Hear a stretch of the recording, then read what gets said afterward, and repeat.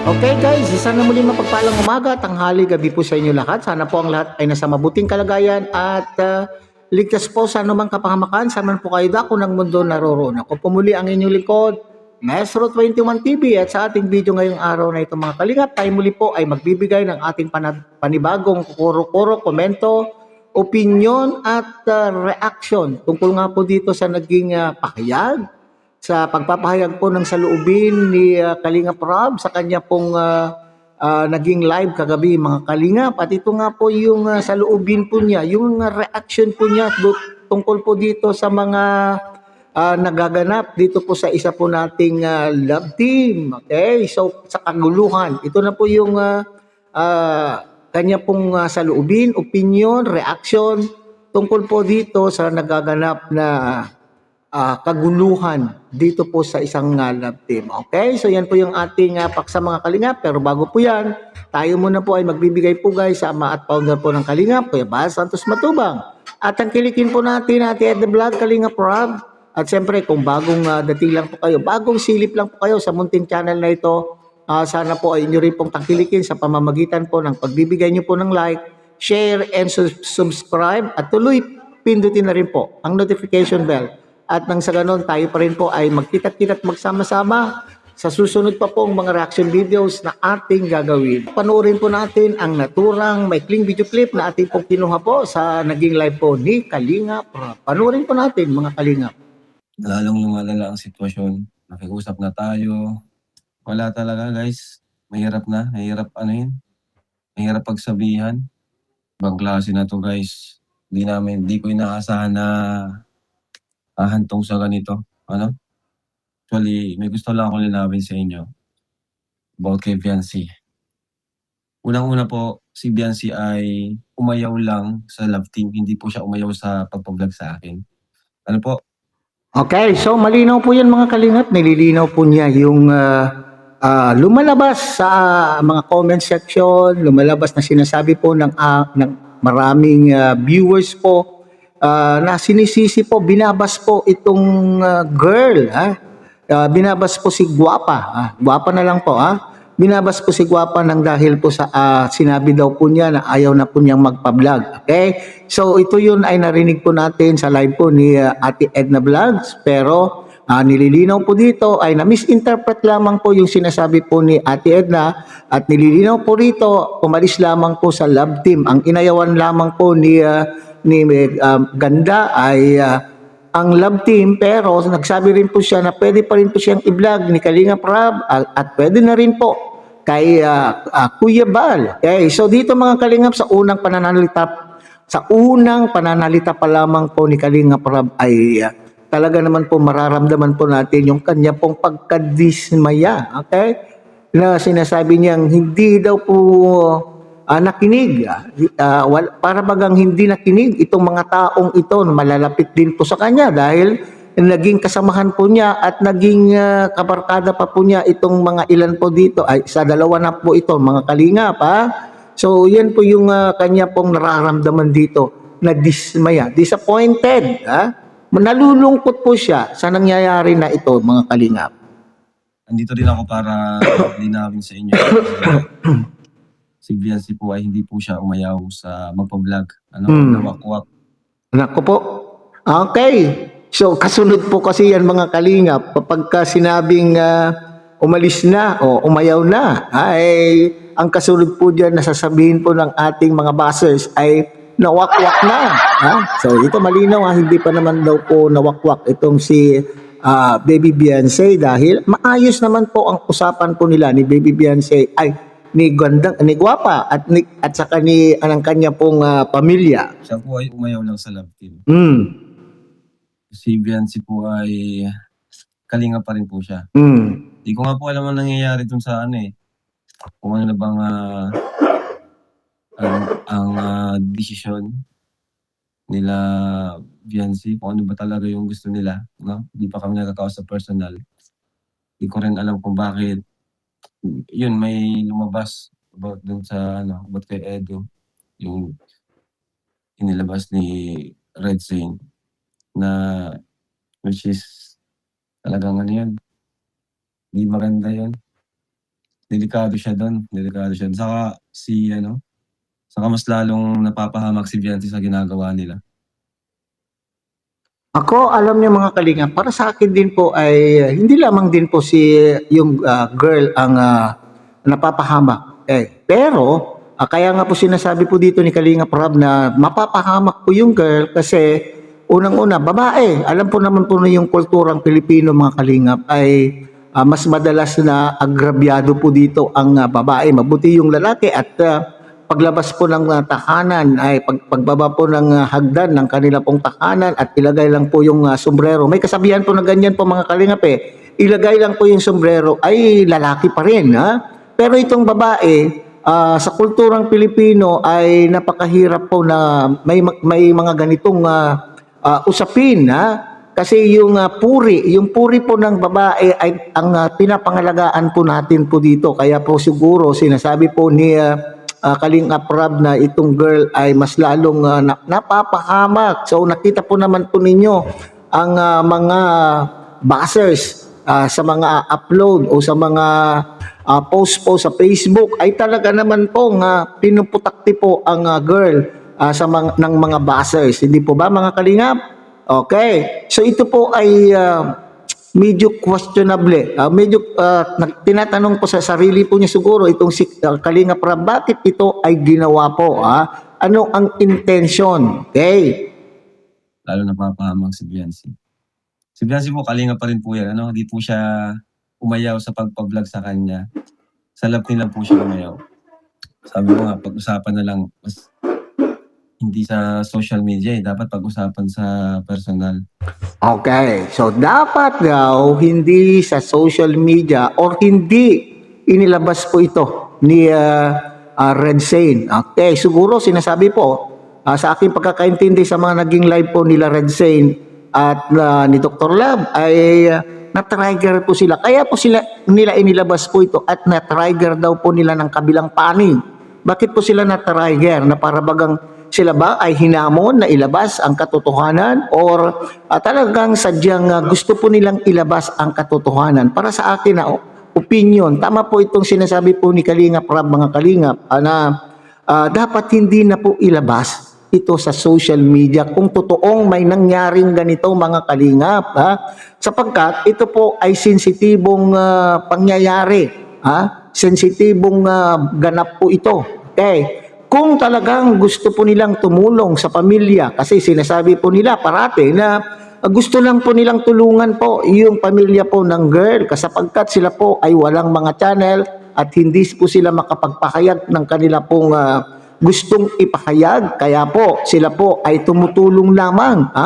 Para sa akin naman po, kung gusto po ninyong tumulong doon sa pamilya na sila po ay kung talagang ang feeling po nila ay naagrabyado po sila, di dapat tulungan niyo po kung ano yung tamang proseso na gagawin upang makuha po ng hustisya, makakuha po sila ng hustisya, hindi po dito inilabas sa social media. Okay? At ngayon, kung talagang mayroong pangyayaring ganito, ay bakit hindi pinag-usapan? Sana siguro ay mas magandang ginawa po itong dalawang ito kung totoong sila po ay nagmamalasakit sa pamilya at lalo na po kay sa bata, sa gwapa. Kung talagang sila po ay sila po ay concerned doon sa girl, di dapat ipinaalam itong pangyayaring ito. Kung totoong may pangyayari mga kalingap, kung ito ay nangyari, sana ay ipinaalam kaagad-agad ito.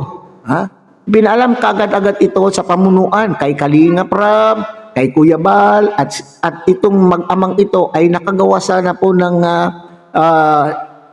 po sana po ng action o maaaring kausapin po nila yung boy or maaaring sila po ay magpunta po dyan sa pamilya at kausapin at tanungin kung ano po ang talagang tunay na pangyayari. Ano po ang ginawa po ng dalawa? Natatay-tatayan po ng girl dito mga kalingap. Alam po niyo, hindi po ako against doon sa pagtulong daw po nila. Yung concern nila dito sa pamilya, pero against po ako doon sa pamamaraan kung bakit po nila ginawa ito sa social media. Ano ang dahilan? Baka mamaya ay totoo naman din po kaya yung sinasabi po ng ating mga viewers na kaya inilabas ito sa social media ay nanghihinayang po sila sa views. Okay. Sa views na naman, pera na naman po ang pumapasok po dito. So hindi na po ito yung totoong mamalasakit. Kundi personal pa rin. Personal pa rin po yung kanila pong iniisip. Di ba totoo po yan mga kalingap? Kung sila po talaga ay nagmamalasakit at totoong nangyari na may ganitong pangyayari, di dapat ipinaalam po kay Kalingap Rab, kay Kuya Bal, at kinausap po yung boy, at silang lahat ay nag-usap-usap sa closed door na walang vlog. At kasi ito po ay maselan na bagay, hindi po ba mga Kalingap? Nanghihinayang ngani sa views. Hindi sa social media. Actually, sabi sa akin ni Kuya Chilo, napunta sila doon. Pumunta sila doon. Sila Kuya Chilo. Okay, so nagpunta daw po sila doon. Binanggit po yan ni Gilo Mag sa kanya pong naging live pero hindi naniniwala. At parang sinasabi na walang nangyari. Wala daw nangyari na walang naganap o may naganap man pero walang kinahihinatnan yung kanila pong pag-uusap. Parang ganun po ang pinapalabas po ng dalawang ito mga kalingap. Kung ano yung full details ng kanilang pinag-usapan. Pero ang pinagtataka ko, bakit kailangang umantong sa ganito? Diba? Yung kailangang i-public yung mga ganun pangyayari, kahit hindi pa naman nag-uusap. Pinapublic nga Kalingap Rab dahil nga po nanghihinayang sila sa views. Alam naman po natin na nung umayaw na po, nung umayaw na po itong girl sa love team, siyempre, naisip po itong dalawang kaagad na yan, nako, papaano na tayo? Wala na tayong maiko-content. Wala na tayong maibubulong. Paano na tayo? Paano na ang ating channel? Baka ganun po sa akin ng pananaw o sa akin kuro-kuro lamang po yan mga kalingap. Personal. Di ba? Dapat pag-usapan muna. Correct. Kasi para sa akin hindi siya kasiraan ni Edo . Parang mas nasisira dito si Biancy, mas napapahamak si Biancy para sa akin. Pero may bahagi pa rin po na masisira talaga din po dito yung lalaki, mga kalingap. Mayroon din pa rin factor, contributing factor na pinababagsak o masisira dito po itong si Boy. Kasi wala naman pong yung sabi nga na sa reaction ni Kuya July, puro hearsay lang. Wala naman talagang Pag sinabing hearsay, yung sinasabi po nila, mga kalingap, na mayroon po silang hawak, matibay na ebidensya.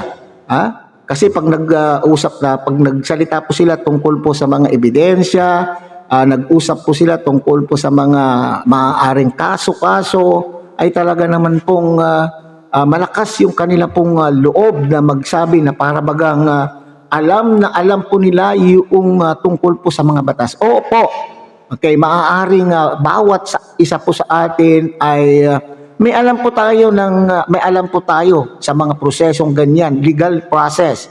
Pero alalahanin po natin na tayo ay layman. Layman po sa mga ganito kasi hindi naman po tayo mga legal expert. Hindi po tayo mga lawyers.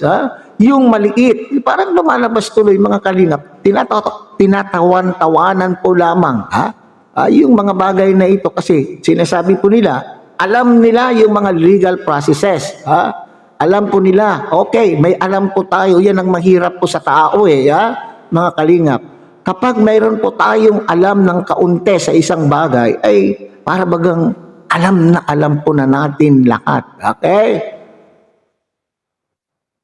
Malinaw na diba?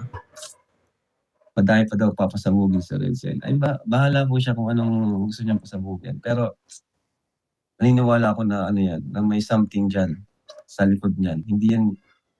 Kasi hindi yan ang kilala kong Okay, so yan na, naniniwala Opinion lang po ito ni Kalinga Prab, mga Kalingap.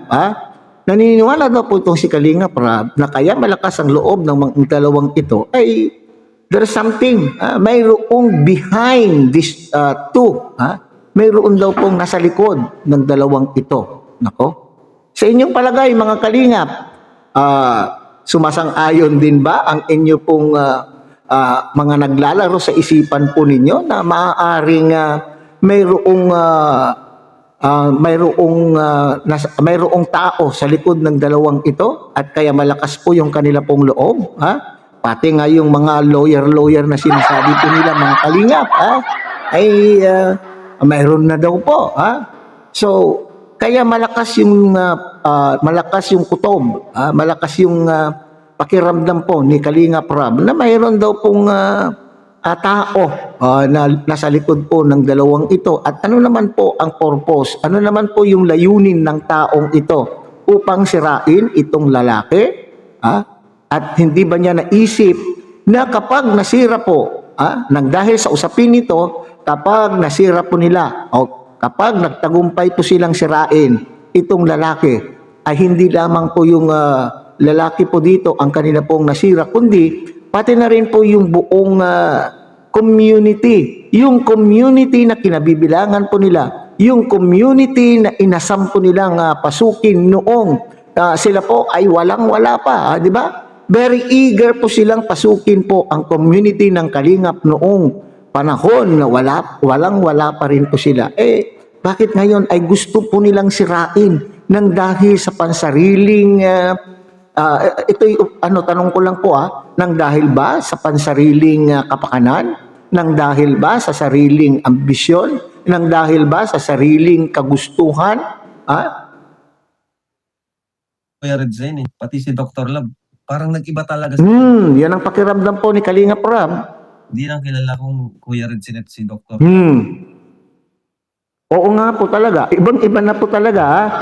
Kasi ang alam natin, sila ay mababait dahil nandito po sila sa Kalingap at alam po nila na sila po ay natulungan po ng Kalingap. At ang layunin ng Kalingap, o alam po naman nila yung mission, vision po ng Kalingap na sila po ay maglingap ng ating kapwa na nasa laylayan ng ating komunidad. Pero parang ngayon ay parang iba na. Iba na daw po yung pakiramdam po dito ni Kalinga Prab. Kaya di ko rin alam kung ano. Pero sa mga ginawa nila, may ano talaga yan. May consequences yan. May consequences. Ano yung consequences? Yung ginawa po nila nito na parang hindi lamang po itong boy ang kanila pong sinisira, kundi pati na rin po ang buong community ng Kalingap ay may consequences. May kaakibat na responsibilidad kung ano man po yung hindi magandang ginagawa po natin. Ano kaya yun? Palampasin na lang. Kasi kung ganyang gawain, ano na yan, kumbaga nag-alis na talaga sila sa Kalingap. Yan. Tinumbok po ni Kalinga Prab dito, mga Kalingap Tinumbok sa ginagawa po ng dalawang itong mga Kalingap ay talagang nasa isipan po nila na di baling sila po ay mawala sa Kalingap kasi sigurado naman po sila siguro doon sa tao o something na nandun po sa kanilang pong likuran. Nasa behind po nila. Yun po yung pagkakaintindi ko po dito, mga Kalingap, doon sa sinasabi po ni Kalinga Prab. So, yung mga ginagawa nila, yung mga actions na ipinapakita po nila dito, mga Kalingap, ay talaga naman pong napaghandaan na po nila na talagang gawain na po ng isang anti-Kalingap. Kasi parang sinisiraan na po nila yung Kalingap dito. Kaya nakalagay sa thumbnail po natin. Sila ba ay mga maituturing na ba natin silang mga anti-Kalingap? Ginawa na nila yan. Ibig sabihin, ayaw na nila sa Kalingap. Hindi na sila sumunod sa una pa lang, hindi na sila sumunod. Ibig sabihin, ready na silang umalis sa Kalingap. Pinaghandaan na ba? Pinaghandaan na, kumbaga. Kasi hindi na po sila sumusunod. Yes. 'di ba? Sa live nga ni Dr. Love sabi niya kahit daw isang taon pa siyang kahit isang taon pa daw siyang suspension. Ibig sabihin, Yan, ibig sabihin, yung pong naging pakayag po ni Dr. Lab na parang hindi pinansin po kung ano yung desisyon po ng Karaba at sinabing maski isang taon daw po silang suspended. Ibig sabihin, sarcastic po yung pagkakasabi po ni Dr. Lab. That is a form of sarcasm, di ba? Sarcasm na wala kaming pakialam. Maski kami po ay isang taon na masuspinde. Kasi yun yung pamamaraan po nilang magsabi na talagang wala na po sila po sa kalingap. Kasi biruin mo yung isang taon. okay na sa kanya na siya. Diba at least sabi nga nila malaya na sila sa Correct. gusto nilang gawin. Diba? Okay na rin yun kung hindi sila susunod, malaya na sila sa gusto nilang gawin pero hindi na sila kalingap. Yan na nga hindi na malaya na po sila sa kung ano man po yung gusto po nilang gagawin. Ang problema po dahil isa po ang naka-scout kay Beyonce. Anong mangyayari dito mga kalingap? Kasi mayroon din po siyang pakayag mga kalingap na maski sila po ay suspended, maski mawala po sila sa kalingap, i-vlog pa rin po nila yung beneficiary. Para may katulad po, may kahalintulad po ng ganitong pangyayari, hindi mo ba? Wala sa kalingap, pero ang naibablog pa rin po niya, na i-content pa rin po niya, yung beneficiary po ng kalingap. Hindi. Paano po yun? Okay. Alright. So, mayroon pa rin po ditong conflict. May conflict of interest pa rin po dito, mga kalingap. Kasi nasa loob tayo ng committee ng kalingap. Buti pa nga si Kuya Gilo nag-sorry siya kaagad. Kung wala na talagang respeto, wala na talaga. Ibig sabihin, ayaw na nila sa kalingap. Ano na sila? Ready na sila. Ready na sila. Sa mga doon nga sa live ni Dr. Love kagabi. Sabi ko, iba na to Hindi na to yung Dr. Love na nakilala ko. So sana ewan ko lang kung maayos pa. Okay, so yun po yung huling sinabi po ni Kalinga Prava. Hindi niya talagang naniniwala po siya. Sa pakiramdam po niya mga Kalingap ay ibang-iba na itong dalawa. Doon sa naging live daw po ni Dr. Lab ay ibang-iba na po. Hindi na daw po si Dr. Lab na nung una po niyang nakita. Naku po. Yan na nga Yan ang nagagawa ba ng... Yan ba yung nagagawa ng...